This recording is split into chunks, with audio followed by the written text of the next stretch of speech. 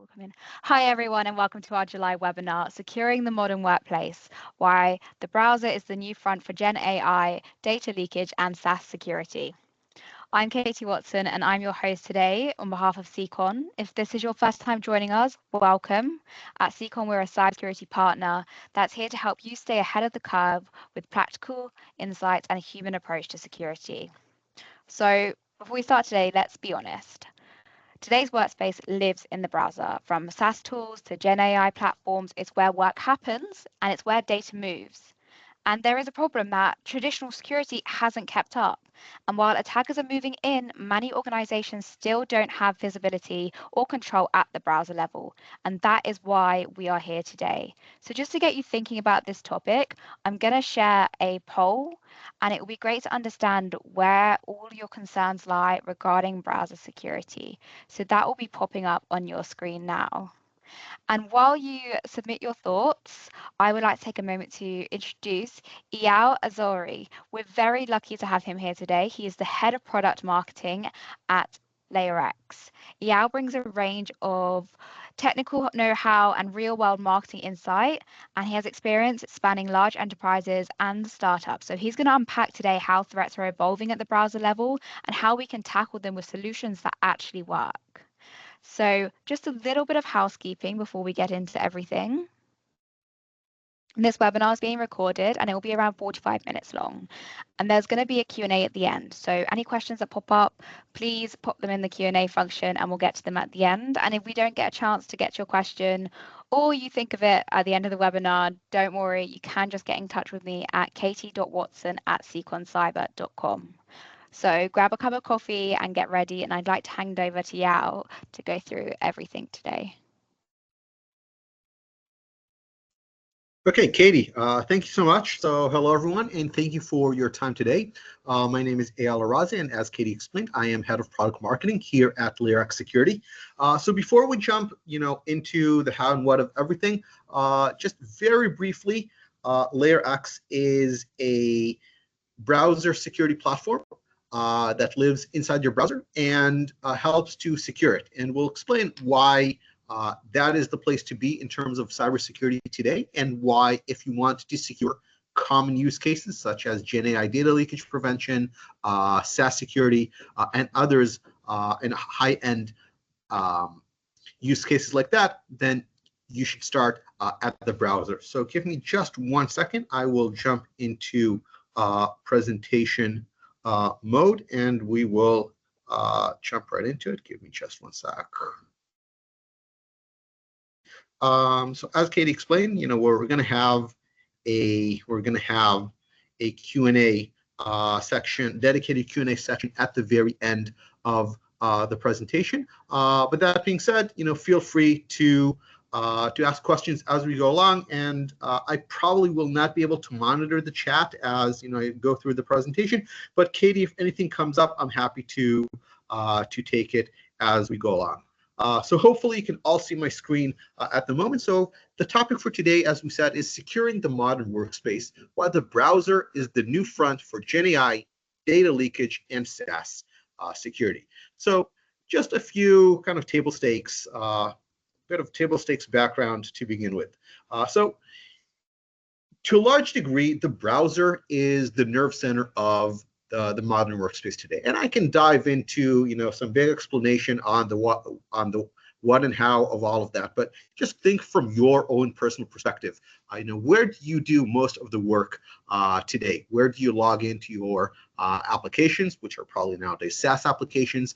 Where do you mix both personal and work activity? Where is your data stored? Where do you go to create and edit documents? Where are your credentials stored? And so on. And pretty good chance that this is going to be the browser.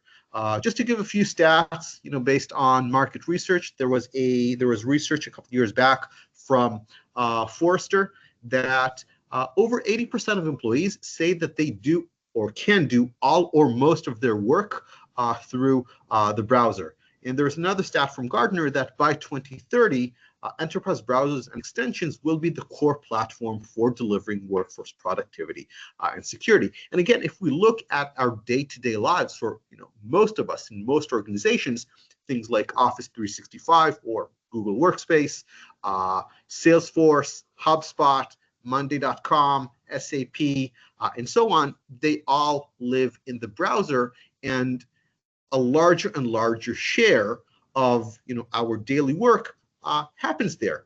And the browsers also adapt as we go along to make themselves productivity platforms. It's not just browsing platforms, it's really productivity platforms. Whether it's GenAI, which is primarily consumed through the browser, SaaS applications, which by themselves are turning to be more and more AI enabled, or little tidbits such as productivity browser extensions to help you through your day. The browser really has pivoted into being not just a browsing application, but really a work and productivity application. But it kind of follows from that if the browser is the main point of work, then it is also the main point of risk. And actually, the CEO of my company really explains it very succinctly, where he says, if user error is the number one cause of most enterprise security incidents, then most likely that user error is going to happen in the browser. And to put it, even more bluntly, if user stupidity is the number one factor for most enterprise security incidents, then there's the biggest chance that stupid is going to happen in the browser. And that is why you need to secure the browser. And there are a host of different categories, not just specific attacks, but entire categories of attacks that can happen through the browser, whether it is attacks on the browser itself as an application, whether it's vulnerabilities of Chrome or Edge, browser exploits, HTML smuggling, malicious extensions, things like that, inadvertent data leakage, such as web and SaaS DLP, malicious insiders that often exfiltrate data through the browser because that is the path of least resistance for them. Browsing risks such as advanced web attacks, malware, phishing attacks, and so on. Attacks on identities such as shadow identities, password vulnerabilities in the browser, compromised credentials, shared accounts, and so on. And of course, as we mentioned, increasingly GenAI data risks that again happen increasingly through the browser, and any one of those vectors can lead to either account takeover and or to a breach that leads to a data loss for the entire organization. So as we said, there are a host of vectors that can happen through the browser, and the place where users are going to make mistakes that will lead to any one of these attack vectors succeeding is probably going to happen in the browser itself. And before I move to talk a little bit about LayerX as a solution, I want to focus for a couple minutes specifically on the issue of GenAI. And really, over the last few months, we've seen increasingly that GenAI and browsers have become synonymous, and I'll explain why that is. Because more and more, as users and enterprises turn to GenAI for work and productivity and pretty much every imaginable use, what we see in practice is that the browser has become the common interface for most of these applications. So instead of having to develop their own client, their own backend APIs, develop their own integrations with pretty much everything else, they use the browser. And we can see that whether it's GenAI tools and LLMs such as ChatGPT, Microsoft Copilot, Google Gemini, and others, AI-enabled SaaS applications that are increasingly adding LLM functionality into the SaaS app itself, or AI-enabled browser extensions, we see that the main place where AI is consumed by users, at least for work and productivity purposes, is through the browser. And indeed, when we drill down on it now, of course, everyone's talking about AI agent and agentic AI and things like that. When we actually did a bit of research and we looked at what are the top AI agent platforms and where do they operate, what we found is that 96% of them are browser-based, which again goes to show how the browser is the common interface for AI applications today. And if we're looking at the market at large, just in the last few weeks, we saw Perplexity, one of the bigger AI vendors out there, coming out with its own, with their own browser called Comet. So they said, I want, to lock in users into my ecosystem and into my AI application. Therefore, in their mind, their best play is to come out with the browser. And very quickly afterwards, we heard about OpenAI also discussing that they will release their own browser probably in a matter of weeks. Now, OpenAI has already been in the browser discussion because of some months back when there was discussion by in the US on the issue of Google being forced to divest from Chrome due to antitrust concerns in the US. The very first company to raise their hand and say, I want to buy Chrome was, again, OpenAI, which again just goes to show that in the eyes of the biggest AI providers in the world, AI and browsers are intertwined, which again goes to the point that if you want to secure modern productivity and if you want to secure AI, then the browser is where you need to start. We'll get to that in just a couple more slides. Just to give a few stats on AI usage, and this is based on research by LayerX, based on our own telemetry that we collect anonymously from our customer base. So when customers use or consume AI applications, over half of all AI access is just ChatGPT, which is pretty remarkable of itself, but I think it should come as no surprise to most of you. When we kind of expand the scope from just ChatGPT as the #1 AI application to the top 5, we see that about 86% of AI access and AI consumption is those top 5 applications. But when we really expand it and we look at the top 100 AI applications, the bottom 50 of those 100 account for less than 1% of AI consumption.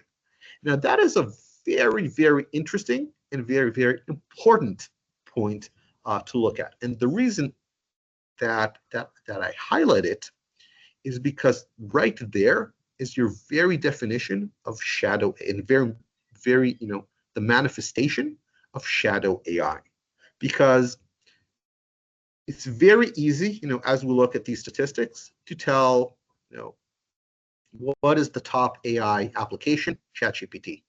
When you ask, what are the top 5?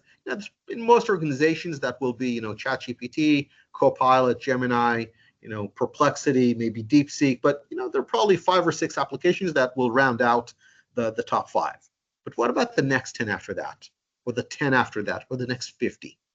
Those are the applications that no one ever thinks about. They probably have a handful of users within the company. It's not like everyone's using them all day. And that is exactly where your risk lies of the AI apps that fly under the radar, have only a handful of users, and no one is paying any security attention to. So this is something that a lot of organizations are not paying attention to, of how do I eliminate and minimize shadow AI? How do I detect all of the AI applications that I have in the organizations? And how do I make sure that nobody flies under the radar? And that is, of course, one of those things that LayerX can help with. Again, we'll get to in a moment. Another very important point that often comes up with regards to the use of AI in production environments is everything around identities. And again, what we see based on our research is that most users consume AI tools using their personal accounts. So if I were to look at myself, I might be using either my LayerX corporate account for ChatGPT or others, but I might also be using my own personal Gmail account. And if I'm using those, if I'm using a personal account for corporate uses and I'm uploading corporate data, sensitive corporate information, then that data is now being exposed because oftentimes corporate personal accounts have weaker security controls than corporate accounts. Oftentimes, personal account data is being used for LLM training. So now data that I upload to, say, ChatGPT might be used for training. It's stored in shared tenants outside of the organization. The organization has no visibility into it. It doesn't even know that these transactions is happening. And again, based on our research, about 70% of AI connections and transactions are done using personal account. Another 15% or so are done using corporate accounts that are not federated, so not using, for example, SSO or two-factor authentication, and only about 11% of all AI usage meets kind of that holy grail of a corporate account with single sign-on and hopefully multi-factor authentication. And this is actually a data point that we contributed to the 2025 Verizon Data Breach Investigations Report, and it just goes to show how really the issues of SaaS, AI, data, and identity are all intertwined. And again, this is something that LayerX can help with. Finally, the last point that I want to touch on is the issue of browser extensions. And this might sound odd, but browser extensions in many cases are a sort of hidden threat surface to a lot of organizations who allow users to install extensions or whatever extensions in their browser. In many cases, AI-enabled extensions. And in many cases, those are what I call a side door that can access sensitive data or have sensitive data uploaded into them. They can view all the data or they can view the data in the browser, maybe sometimes even alter it. But a lot of times they are kind of out of scope in terms of protection, either by network security tools that have no visibility into them at all, or even in terms of awareness by security teams. And again, just to give a few data points, and again, this is around the issue of AI browser extensions specifically. So about 1 in 5 users, enterprise users, not just any users, have a GenAI enabled browser extension installed on their computer or in their browser.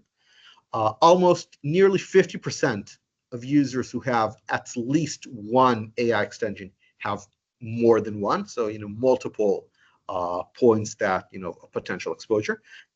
And when we look at the permissions that are typically granted to GenAI browser extensions, almost 60% have either high or critical permission scope, which goes to show the level of access that they have within the browser, the access to data, whether it is to cookies, the ability to execute scripts within the browser, access to identity data, and so on.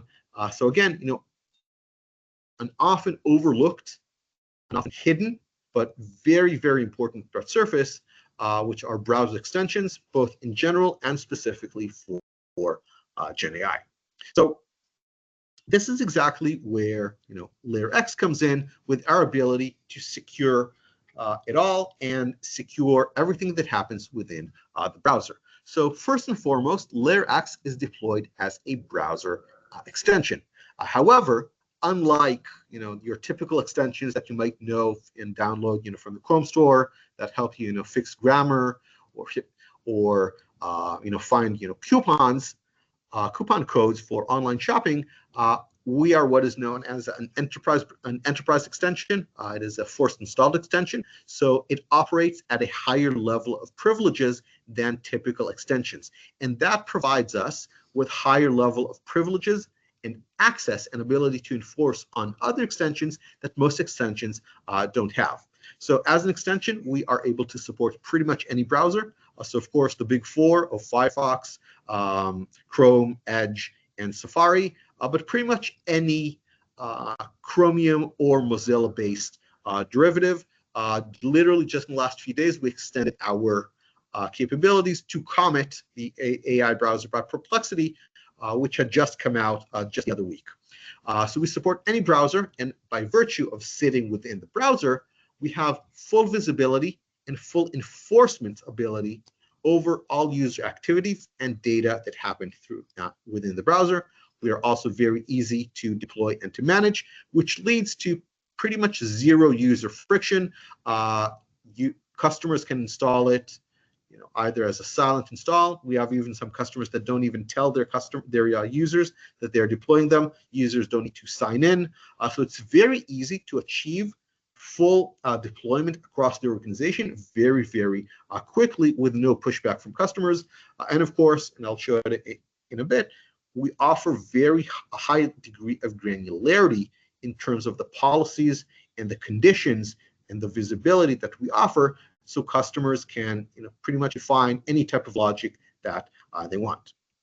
Going in a little bit deeper, so even though ultimately the customer or the end user sees it as a browser extension, it is part of a very, very rich and sophisticated infrastructure and ecosystem that integrates both with endpoint and back-end enterprise services. So of course, on the front end, we explained, we support pretty much any browser out there. We also support something called progressive web apps, which is a method of enforcing browser-based restrictions on native applications. So I'll show that in a moment. So we're able to execute not just in the browser, but also on native applications. And we integrate with enterprise backend services, for example, IDPs, identity and access management systems, SIM systems, ticketing systems, data sandboxing systems, data labeling, you name it. And as a consequence, it's very easy, not just to deploy us on the user side, but also to integrate us into existing infrastructure without forcing customers to change anything in terms of the architecture or install any backend services or software or hardware. So you really don't need any of that. It's very, very seamless and easy to deploy. And of course, as we explained, in terms of capabilities, we provide complete last mile visibility and control, whether it is to all user data and all user activity within the browser. So as a result, although technically we are a browser security solution or browser security platform, in terms of the value we can deliver to customers, so we can help them secure pretty much any of the emerging modern use cases that organizations struggle with today. So whether protection from insider threats, whether it is SaaS security and shadow SaaS, GenAI security, shadow AI, protection from risk browser extensions that we mentioned earlier, the whole issue of safe browsing, protection against malicious websites, anti-phishing, credential theft, things like that. Identity governance of identities within the browser, so making sure that they all adhere to password governance rule, even if they are non-corporate identities that are not managed by the organization, so we can enforce identity governance rules on those. And of course, the whole secure access use case by BYOD, third-party contractors, and so on. So we can support that as well. And we are, as a result, an alternative either to enterprise browsers such as Eyal and others that force users to rip and replace their existing browser, a replacement to RBI that a lot of organizations are now proactively looking to replace due to performance concerns. We can come in as an alternative or to augment existing SSE solutions, and or VDI for the secure access use case. So at this point, I'm happy to go over a quick demo. But before that, actually, Katie, are there any questions that came up that maybe we can address briefly before we jump into the demo?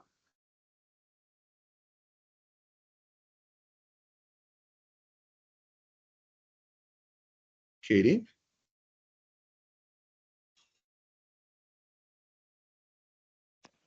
I've just realized I was on mute.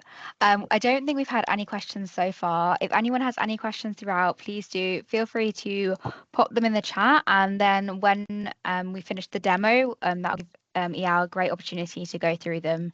And if any come up during the demo, Eyal, I can just let you know as well. Fantastic. So I'm going to kill the presentation and let me jump into the demo. So before I go into the LayerX dashboard and I dazzle you with the single interface that every single vendor has, let's show you how it looks from the point of the end user. So from the point of the end user, this is what LayerX looks like. So I'm going to go into the extensions management page. And you can see here, I have all of my extensions that I imagine, many of you, will also have Google Docs and Grammarly and so on. And here is LayerX. But whereas for most extensions, I can toggle them on or off. I can click remove and so on. With LayerX, I can't do any of it. I don't have the option to turn it off, and I can't remove it. Again, this is because LayerX is an enterprise extension that works at a higher level of privileges.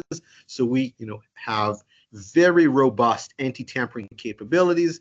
We work quite hard to make sure that users can't get around us and can't remove us.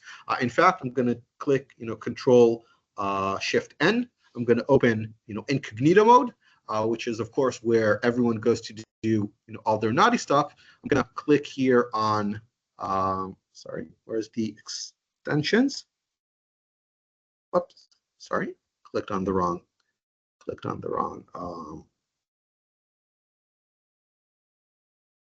So I clicked extensions, and here I am. I'm back to seeing LayerX again. So we enforce both on incognito mode or private mode for Mozilla. We can close that and go back to LayerX. So now another question that often comes up with regards to LayerX is, well, okay, we get it. You have very impressive capabilities in the browser, but what about outside of the browser? What if I have a native desktop application? What if I have ChatGPT on or Copilot on my desktop? Does that mean that you can't protect us? So in fact, we can. So there is a technology called Progressive Web Apps, or PWA, which is very common and pretty much installed in every browser, which in essence means that you can install pretty much every desktop application, or at least the vast majority of them, as a web application. So for example, I'm going to click here, Office Copilot, and if you'll notice, this looks completely like regular Copilot, but I have here on the top a small icon of extensions which don't happen in non-PWA apps, but otherwise looks completely the same as a regular native application. I'm going to click here, and here you see LayerX, which means that we enforce and we have full visibility to everything that goes on here, and we can enforce on it. Similarly, here I have ChatGPT. Again, here I have the little extensions tab. Again, LayerX is enforcing on my native ChatGPT installed directly on the OS. So it's not just a browser security solution, even though the browser is the vehicle through which we do it. We can enforce, our scope of enforcement goes far beyond it. So just for the the purposes of illustration, let's ask Copilot, a poem.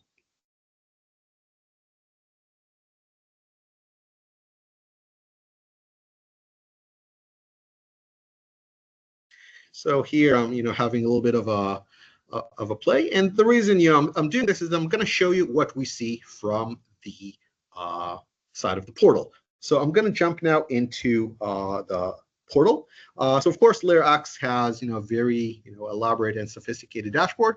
Long story short, it gives you two main capabilities. First, discovery.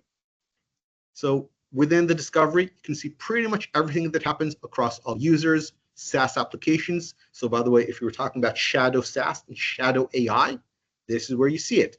And unlike network tools that have great difficulty in seeing through network session layer encryption, because we're in the browser, we see exactly where the user is going. So we can see exactly all the users across all of the applications, alerts associated with it. What are they using? SSO or non-SSO? Are they using corporate or non-corporate applications or accounts, and so on? We can see all of the accounts. We can see are they connecting through with a password? Are they federated, not federated? Are they are they shared accounts? Are they corporate accounts? See details regarding identity and password governance, OAuth scope information, and so on. So we have very, very detailed information across pretty much all the data in the browser. Again, extensions, same browsers and devices. And since we are talking about GenAI conversations, so again, GenAI conversations, we have full visibility. We allow organizations full visibility into all AI chats. So right here, I asked for a poem about SecOn Cyber. So here it is again. I asked, showing me both the the prompt that I sent and the reply within the chat. And bear in mind, I did not do this in a browser.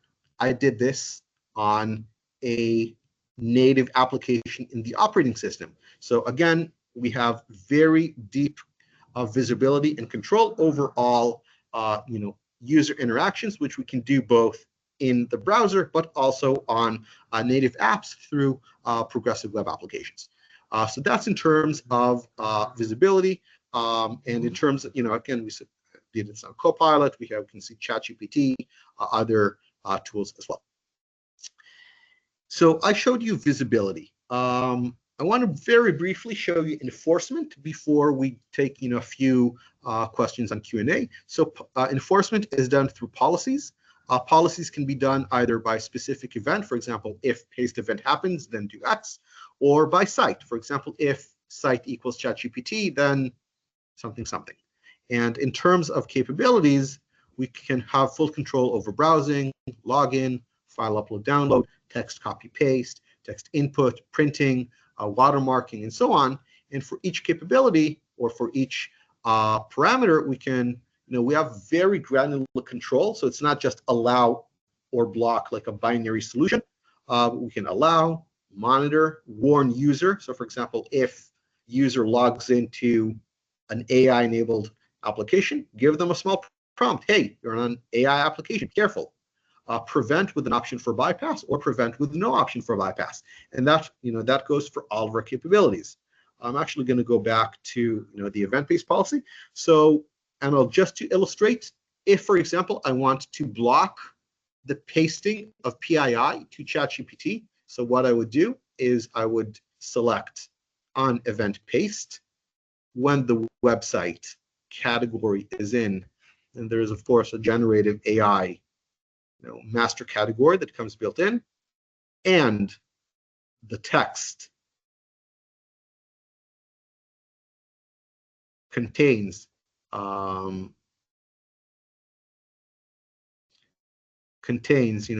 PII, and of course we have wealth of information of PII types that come built in or can be custom configured through regex, and payment information, health information, and so on.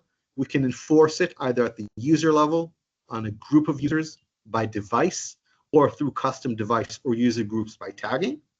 So I'm going to choose, myself through our interface with our IDP, and I'm going to, do prevent, and I'm going to select, redact.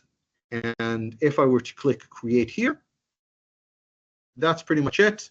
Our new policy has been created. It enforces only on myself, and it block or redacts all PII that is pasted to any AI-based solution. So again, I took a very simple, a very simple.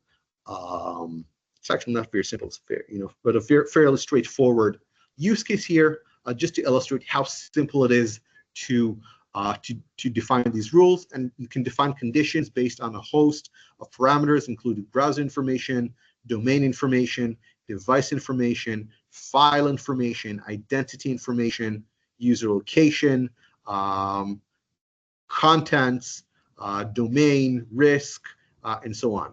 So again, and I'll just deactivate this policy to make sure that it doesn't block my actual work. But again, just to illustrate, very, very simple to create these policies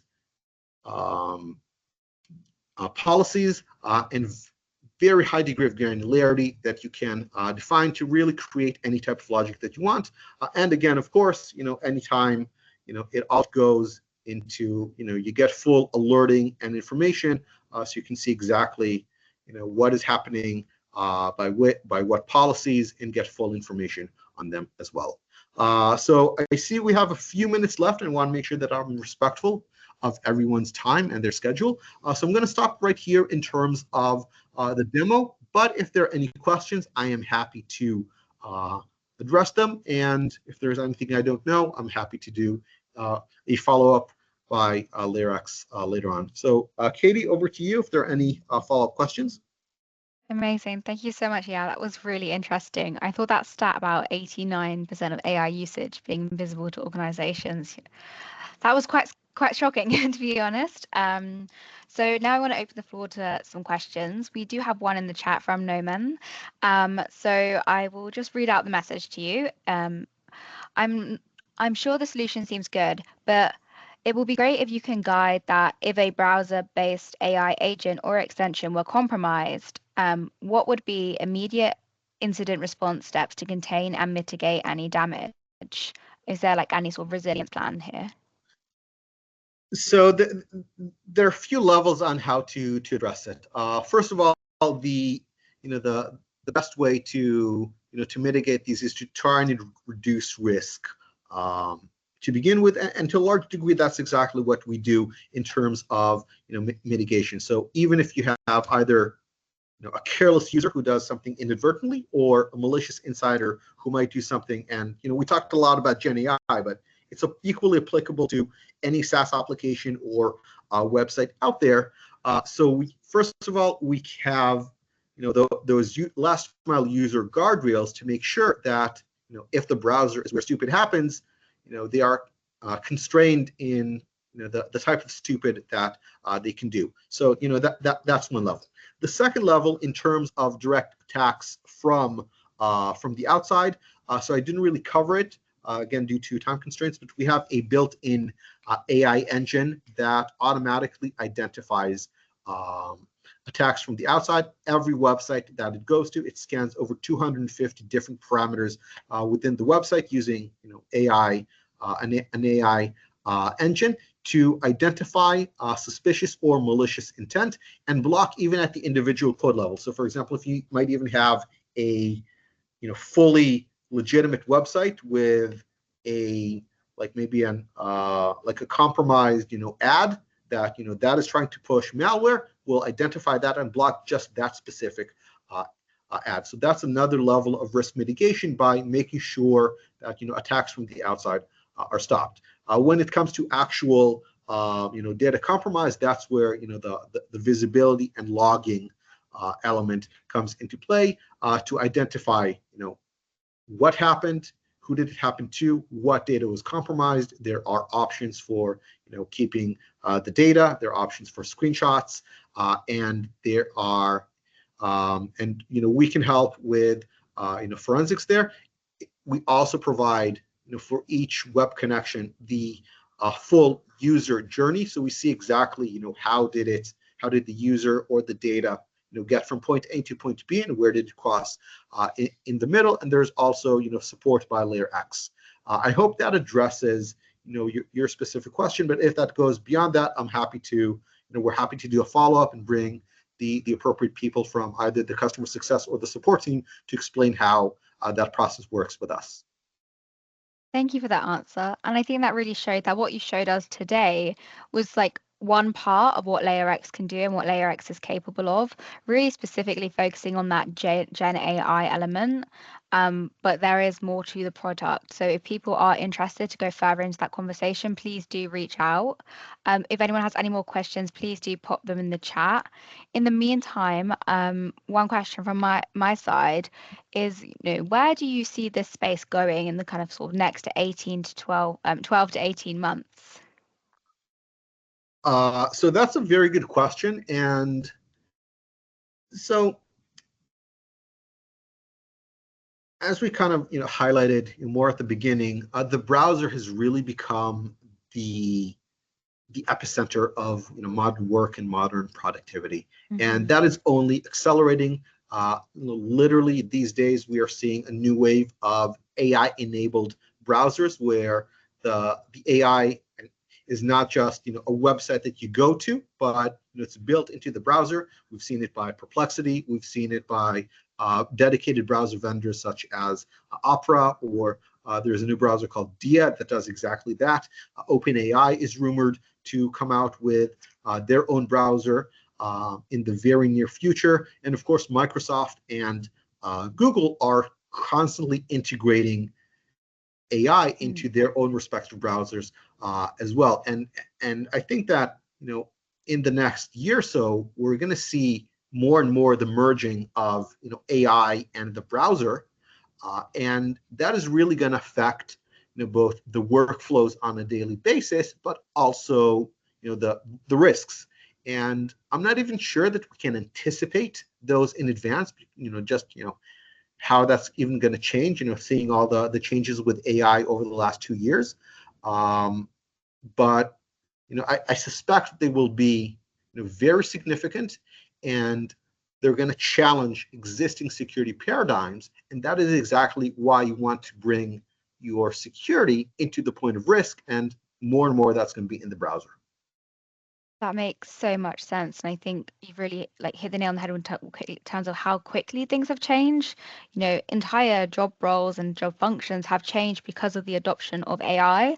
And it's definitely put organizations in a position where you could not adopt AI, but you will suffer at the detriment of your productivity, your ability to adopt new technologies to reach new customers.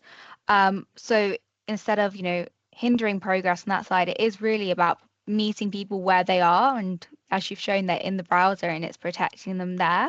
One final question from my end is, what level of maturity does a business have to be at in order to start thinking about it, or should no matter what, they be thinking about it now?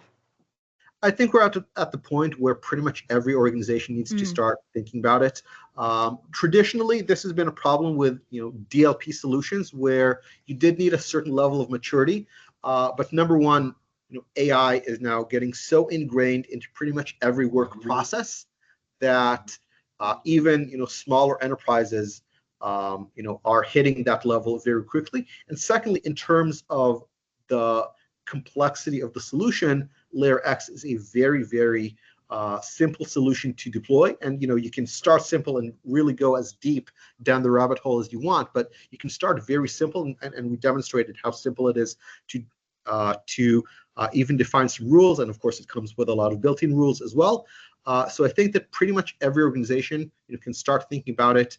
There's no prerequisite to a level of sophistication or level of knowledge, because I think that most organizations are already there today. And I think that kind of touching on the reason for this webinar to begin with, I think this is where the partnership between LayerX and SecOn Cyber can really come into fruition by helping organizations get to that level in terms of the awareness and accessibility, and having that support at the local level from SecOnCyber.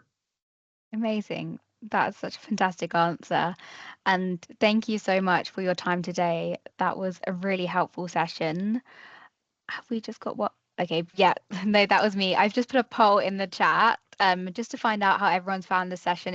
This feedback does give us really good insight into how we shape future webinars. So I'd really appreciate if everyone could take the time to submit their feedback. I want to take a moment to thank Eyal. That was so fantastic. And it really opened my eyes particular, and hopefully opened our audience's eyes to browser security and any misconceptions around what a browser is and how do we protect it, and also why should we protect it. So thank you so much for your time. I want to thank you everyone for joining and being part of this conversation. If you found anything useful today or you want to discuss anything further, please do get in touch. Otherwise, I hope you all have a lovely afternoon, and I hope to see you at our next session. Thank you, everyone. Thank you, Katie, and thank you, everyone. Have a great rest of the day.